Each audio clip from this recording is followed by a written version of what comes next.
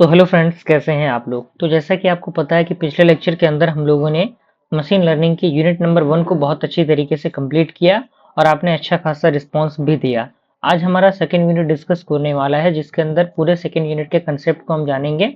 तो जितने भी स्टूडेंट जिन्होंने चैनल को सब्सक्राइब नहीं किया, चैनल को सब्सक्राइब करके बेल आइकन को प्रेस कर लीजिए और इस वीडियो को ज़्यादा से ज़्यादा शेयर करिए और लाइक करिए और एक पॉजिटिव सा कमेंट आप ज़रूर टाइप करिएगा, ताकि मुझे भी मोटिवेशन मिल सके और बेहतर से बेहतरीन कंटेंट मैं आप लोगों के लिए प्रोवाइड कर सकूं। ठीक है, तो चलिए स्टार्ट करते हैं।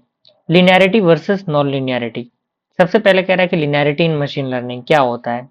कह रहा है कि model is consider linear if the relationship between the input features and the output is a linear.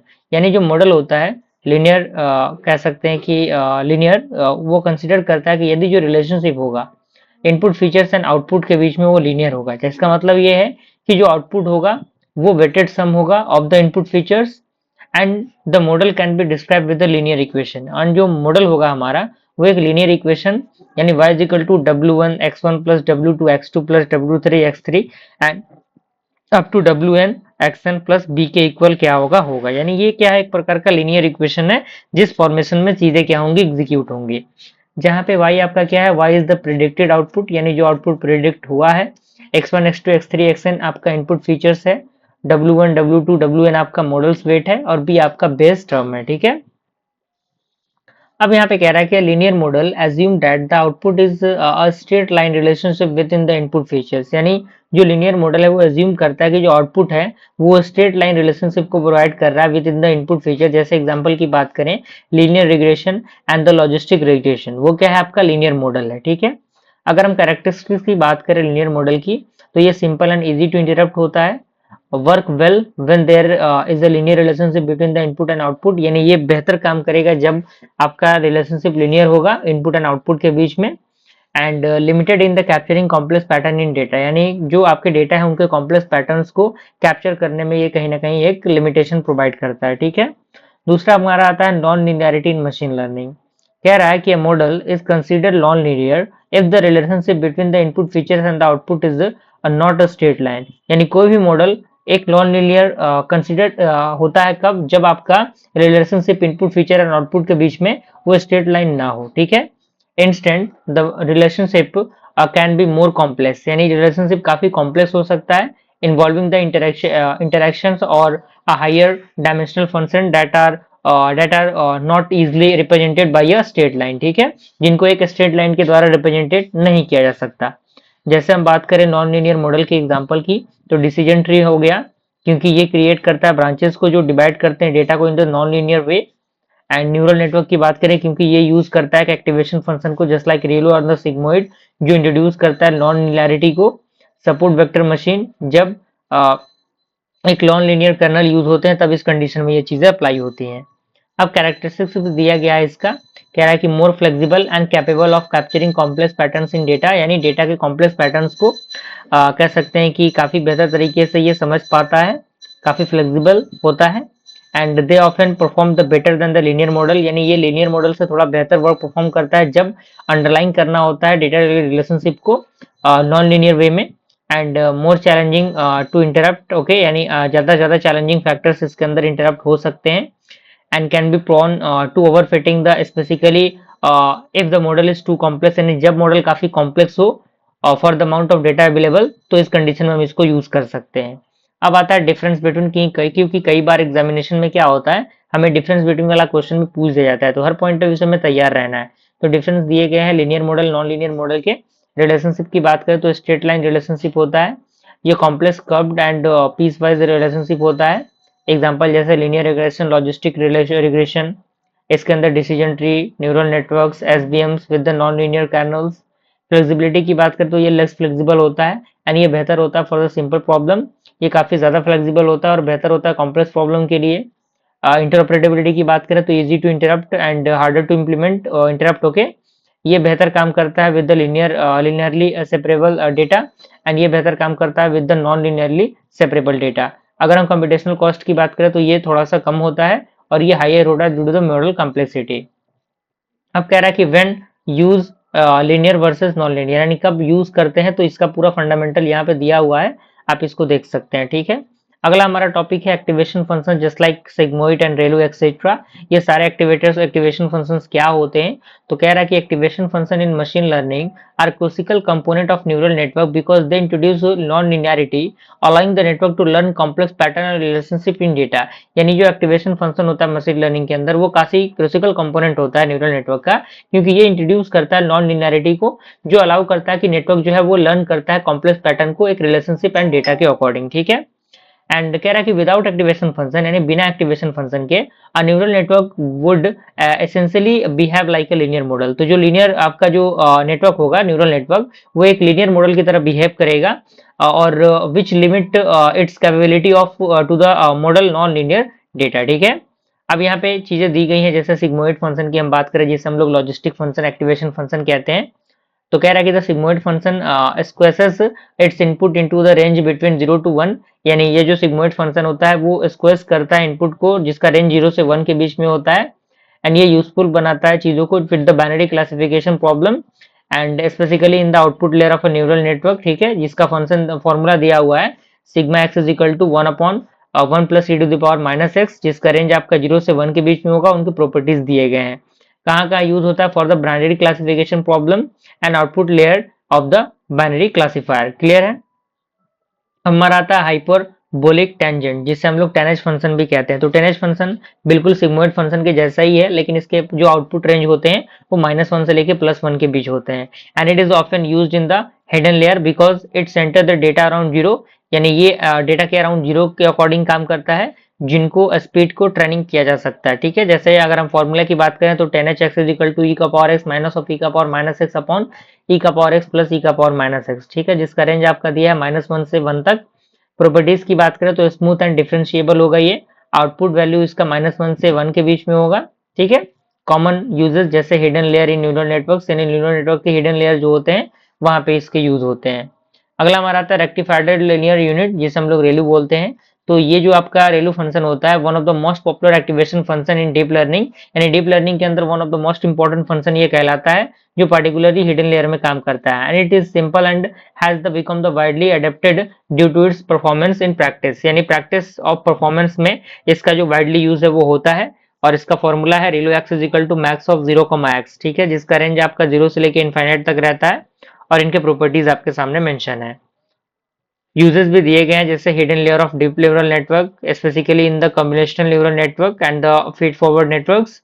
And leaky ReLU की बात करें तो लीकी रेलू एक वेरिएंट होता है रेलू का जो अलाउ करता है एक small and non zero gradient को जब आपका इनपुट नेगेटिव हो, जो मदद करे प्रिवेंट करने के लिए न्यूरॉन्स को फ्रॉम द डाइंग। ओके, इसका फॉर्मूला है लिखिए ReLU x is equal to max of alpha x comma x. ठीक है, अब यहाँ पे बताया गया है कि अल्फा क्या है? Alpha is the smallest constant typically 0.01, range आपका -∞ to plus infinite. Properties and common uses दिए गए हैं।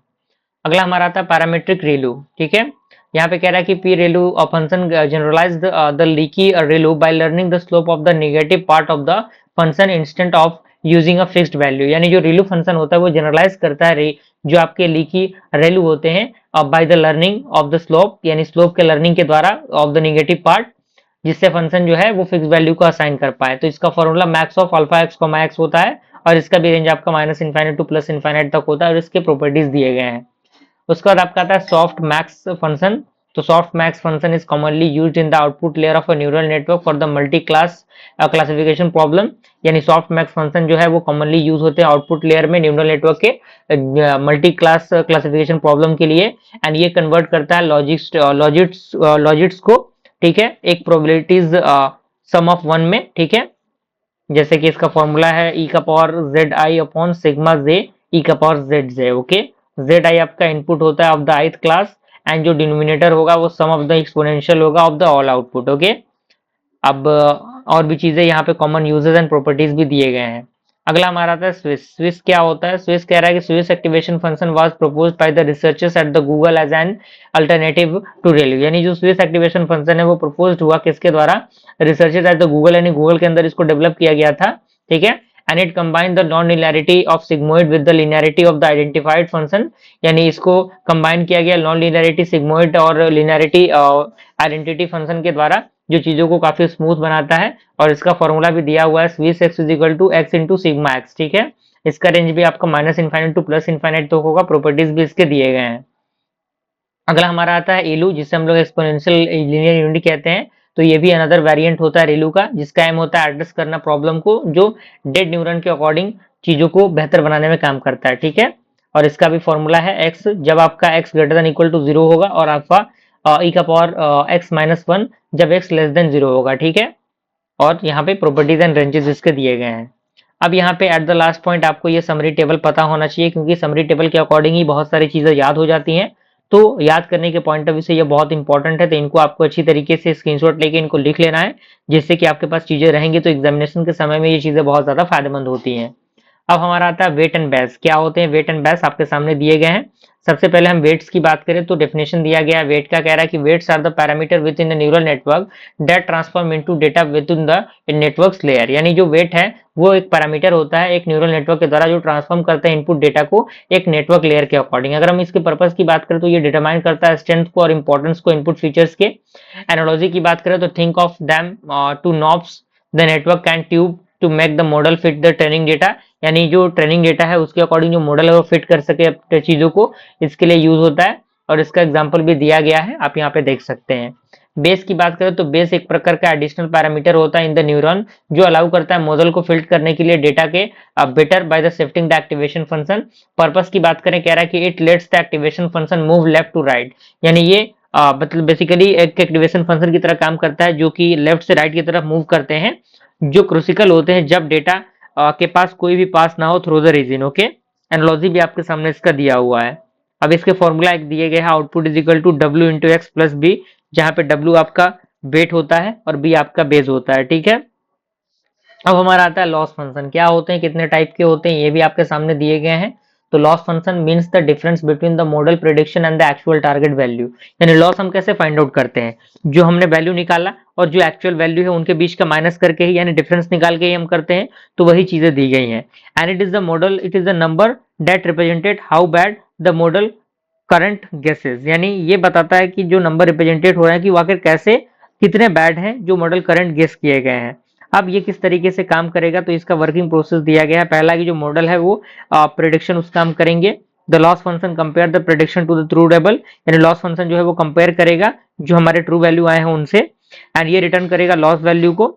एंड जो मॉडल होगा वो यूज करेगा वैल्यू को to adjust its weight and the best through the back propagation, okay. अब हमारा टाइप की बात करें लॉस फंक्शन की, तो अलग अलग टाइप के लॉस फंक्शन है। यहाँ पे कह रहा है कि the type of loss function depends on the task. यानी टास्क क्या है, जो लॉस फंक्शन है वो डिपेंड करते हैं। पहला रीजन की बात करें, रिग्रेशन की बात करें तो मीन स्क्वायर्ड एरर आता है। तो 1 upon n is equal to 1 upon n summation of i is equal to 1 to n and y i minus x i cap का होल स्क्वायर, ठीक है।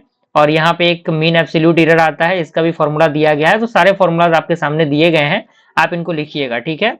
ये इंपॉर्टेंट क्यों होता है ये भी बताया गया है, आप इसको देख सकते हैं।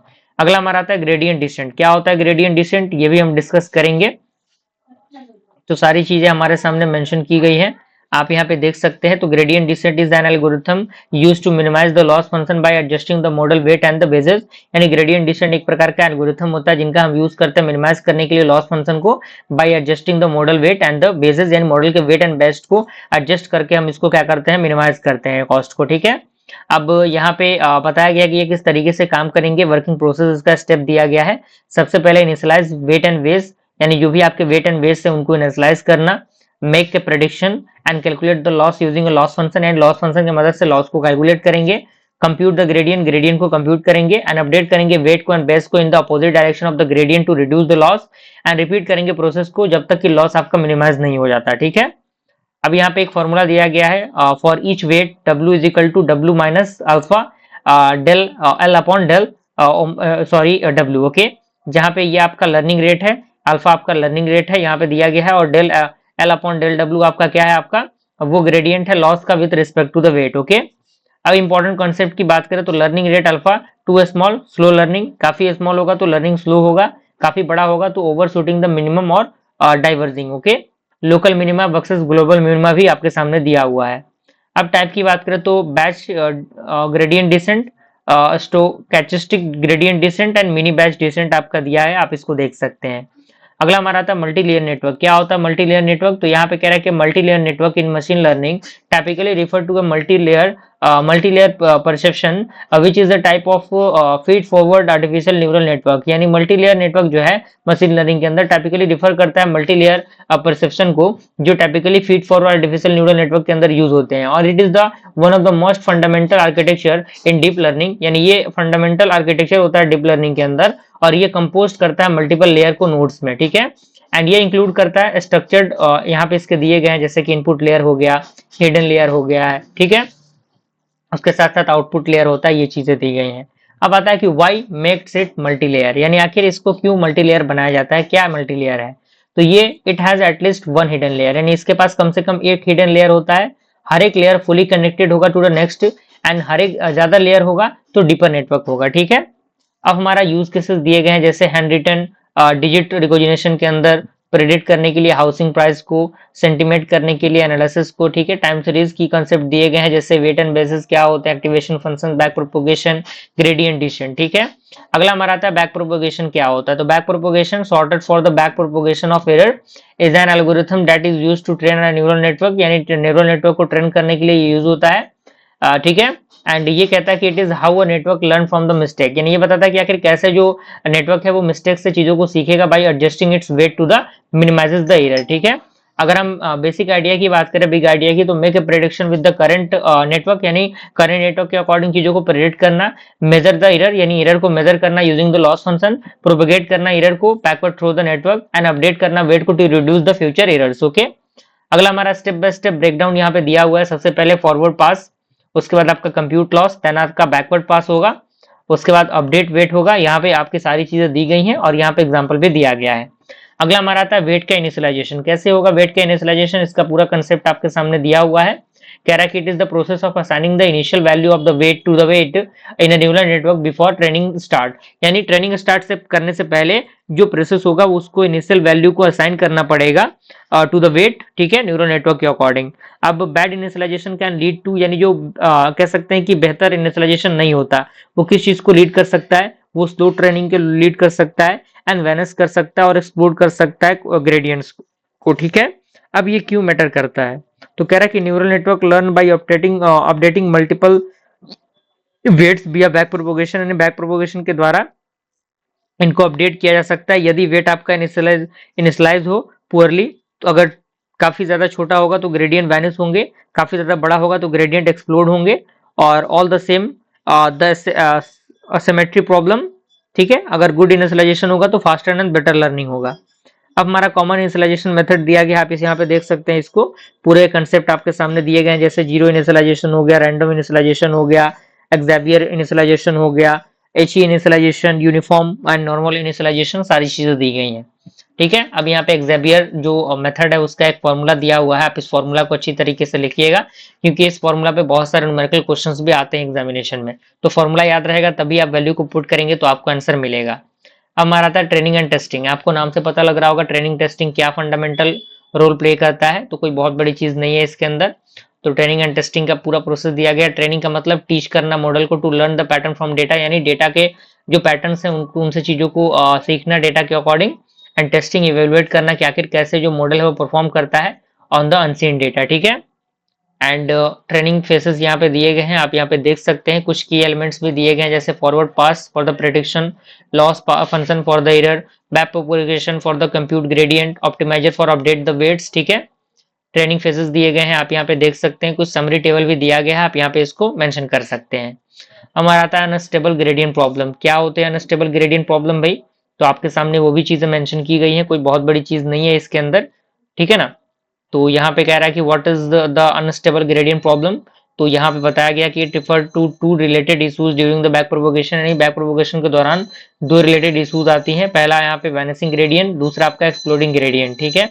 तो वैनिसिंग ग्रेडियंट में बताया गया कि ग्रेडियंट बिकम टू स्मॉल और weights barely update and training से stalls, and gradient become too large तो weight blow up and model becomes unstable. Vanishing gradient भी आपके सामने दिया गया, एक्सप्लोडिंग ग्रेडियंट का पूरा फंडामेंटल है आपके पास, ठीक है। उसके बाद हमारा ऑटो इंकोडर आता है, ये भी बहुत इंपॉर्टेंट है आपके एग्जामिनेशन के लिए, डायरेक्टली शॉर्ट नोट में पूछे जाते हैं कह रहा है कि an auto encoder tries to reconstruct its input as accurately as possible after passing it through to the bottleneck layer. यानी जो आपका ऑटो इनकोडर होता है वो ट्राई करता है चीजों को रिकंस्ट्रक्ट करने के लिए थ्रू इट्स इनपुट, जिससे कि वो एक्यूरेटली पॉसिबल जो आफ्टर पासिंग है उनको जो है वो प्रेडिक्ट कर पाए। बेसिकली ये कोशिश करता है चीजों को, ठीक है। ऑटो मतलब क्या होता है, चीजें ऑटोमेटिकली हो पाए।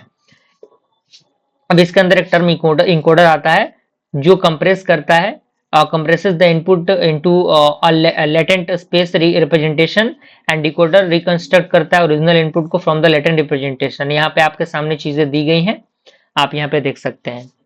टाइप की बात करें ऑटो इनकोडर की, तो आपका vanilla autoencoder, denoising autoencoder, sparse autoencoder, variational autoencoder, conventional autoencoder, extract autoencoder, ठीक है। और इसके डिस्क्रिप्शन दिए गए हैं। एप्लीकेशन कहाँ कहाँ यूज होता है, तो डायमेंशनलिटी डिटेक्शन के अंदर यूज होता है, एनोमली डिटेक्शन के अंदर, नॉइजिंग इमेजेस और सिग्नल्स के अंदर, डेटा के कंप्रेशन के अंदर, जनरेट करने के लिए नए डेटा को इसका हम यूज करते हैं। लॉस फंक्शन की बात करें तो यहाँ पे इसका एक फॉर्मूला दिया हुआ है, जिस फॉर्मूला का पता होना आपके लिए बेहद जरूरी है, तो अच्छी तरीके से इनको लिखना है। अब बैच नॉर्मलाइजेशन की हम बात करें तो बैच नॉर्मलाइजेशन का पूरा कंसेप्ट आपके सामने मेंशन किया गया है। तो batch normalization is the method to make the neural network faster, more stable and easier to train by normalizing the input of each layer. यानी ये बेसिकली जो है वो चीजों को काफी ज्यादा फास्ट और काफी स्टेबल और इजी टू ट्रेन करने के लिए बेसिकली नॉर्मलाइजेशन का हम यूज करते हैं। एंड इसको इंट्रोड्यूस किया गया था इन द ईयर ऑफ 2015, ठीक है। ओके, तो ये batch normalization accelerating the deep neural network training by reducing the internal covariate shift and Sergi Ioffe and the Christian स्ट्रेटजी। ओके, तो ये एक स्टेटमेंट है जो कि 2015 के अंदर दिया गया था। अब ये यूज क्यों होता है, तो ये भी आपके सामने दिया गया है। During the training as weight update the distribution of activation in the network shift, this is called the internal covariate shift. तो ये आपका क्या कहलाता है, इंटरनल कोवेरिएट शिफ्ट कहलाता है, ठीक है। अब यहाँ पे सारे फंडामेंटल इसके दिए गए हैं। अब ये किस तरीके से काम करता है ये भी बताया गया। पहला है कंप्यूट करना मीन को एंड वेरिएंस को फॉर ईच फीचर्स, आपके सामने फॉर्मूला दिया गया है। नॉर्मलाइज की बात करें ये भी फॉर्मूला दिया गया है। स्केल एंड शिफ्ट की बात करें तो ये भी फॉर्मेशन दिया गया है। बेनिफिट की बात करें तो बेनिफिट बताया गया क्या उसके फायदे हैं, कहाँ पे यूज होगा, नोट्स भी कुछ दिए गए हैं जिनको आपको लिखना होगा, ठीक है। अब आता है आपका ड्रॉप आउट। ड्रॉप आउट क्या होता है ये भी बहुत इंपॉर्टेंट है भाई, ठीक है। तो इसको भी आपको देखना है ड्रॉप आउट को। तो ड्रॉप आउट एक प्रकार का रेगुलराइजेशन टेक्निक है जहाँ पे जो ट्रेनिंग के दौरान जो चीजें होती हैं वो रेंडमली ड्रॉप होते हैं to the percentage of the neurons, ठीक है। तो ये भी चीजें आपके सामने यहाँ पे मेंशन की गई हैं, कोई खास प्रॉब्लम दिक्कत नहीं होनी चाहिए इसके अंदर। और वर्किंग प्रोसेस भी बताया गया है क्यों यूज होता है, for prevent the overfitting, overfitting को प्रिवेंट करने के लिए, इंकरेज करने के लिए मॉडल को to generalize better. What happen under the hood, hood के अंदर क्या होता है, तो during training randomly set some activation to 0, ठीक है। और भी कुछ चीजें दी गई हैं, तो ऑल दो सारी चीजें यहाँ मेंशन की गई, आप इनका स्क्रीनशॉट लेके इनको देख सकते हैं, ठीक है। एनुअल एंड L2 रेगुलराइजेशन दिया गया है, तो इसका बेसिक सा फॉर्मूला और सारे कंसेप्ट आपके सामने मेंशन है। इनको आपको देख के इनके सारे टर्म एंड कंडीशंस को लिख लेने हैं, ठीक है। कॉम्बिनेशन भी दिया गया है L1 एंड L2 के बीच का। अब मोमेंटम की बात करें तो मोमेंटम जो है वो भी आपका एक ग्रेडियंट डिस्टेंट का ही टर्म है। तो इसके भी सारे फॉर्मूलाज और सारे कंसेप्ट आपके सामने मेंशन है, आप यहाँ पे देख सकते हैं। अब कब यूज होता है ये भी बताया गया, एनालॉजी क्या है इसके पीछे का वो भी दिया गया है। टाइप्स की बात करें तो classical momentum, Nesterov accelerator gradient and tuning hyper parameter की बात करें तो ये भी दिया गया है ये क्या होता है, तो जिसमें learning rate, batch size, number of epoch and number of layers and drop out rate, regularization strength, optimizer type, ये सारी चीजें होती हैं। टेक्निक भी दिए गए हैं जैसे कि manual search, grid search, random search, Bayesian optimization, ये सारी चीजें इसके अंदर शामिल होती हैं। ऑटोमेटेड टूल भी है। बेस्ट प्रैक्टिसेस क्या है ये भी दी गई है, ठीक है। तो इस तरीके से हम लोगों ने मशीन लर्निंग के यूनिट नंबर 2 को कंप्लीट किया। अच्छा खासा रिस्पॉन्स आप इसको दिखाइएगा ताकि बेहतर से बेहतरीन कंटेंट मैं अपलोड आप तक कर सकूं, ठीक है। जल्दी मिलते हैं अगले वीडियो यूनिट के साथ, तब तक के लिए थैंक यू।